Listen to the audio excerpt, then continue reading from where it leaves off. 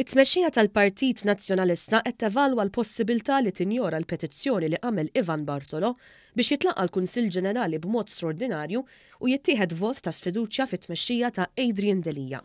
Żvelat dan il-gazzetta The Sunday Times of Malta li qalet li l-amministrazzjoni qed tarbel kemm mill-firmatarji tal-petizzjoni kienu eligibbli illi jiffirmaw. Sorsi fil-Partit li tkellmu mal-gazzetta qalu li din tista' tkun l-iskuża li biha jiġi evitat illi jitlaqqa il-Kunsill. Dan minkejja li nhar l-Erbgħa li għadda l-President tal-Kunsill Ġenerali Kristi De Bono għaddiet din it-talba lill-Eżekuttiv biex tfassal l-aġenda tal-laqgħa. Iżda sorsi qalu li t-tmexxija issa bidlet id-diska bl-istqarrija pubblikata l-ħamis minn Clyde Puli tkun xhieda ta' dan.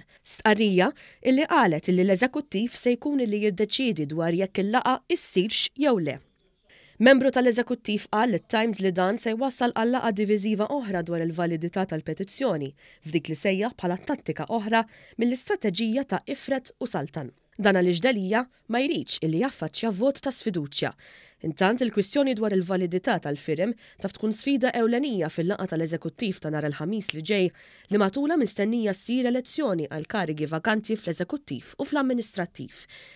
Irrapportat dan il-gazzetta Kulħadd li qalet li fost 83 persuna individwati bħala mingħajr dritt tal-vot fil-Kunsill Ġenerali mill-petizzjoni ta' Ivan Bartolo hemm ukoll membri tal-istess Eżekuttiv.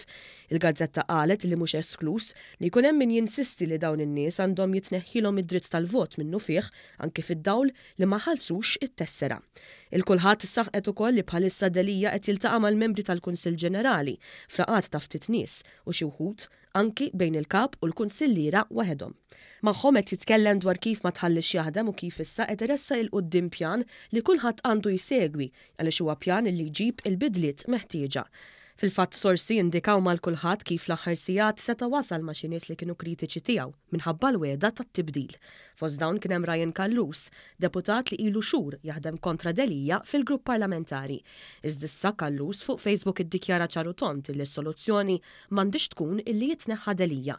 Dawk li ma jemnux fit-tmexxija tiegħu ukoll għaddejjin bl-isforzi tagħhom u qed jgħidu li l-ebda pjan ma jista' jagħmel tajjeb għan-nuqqas ta' kredibilità li għandu Delia.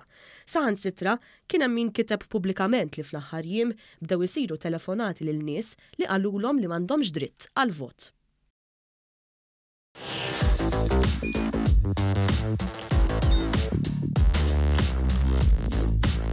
Idħol fuq one.com.mt u hemmhekk tista' tara l-programmi kollha li jxandru fuq One permezz ta' One Play.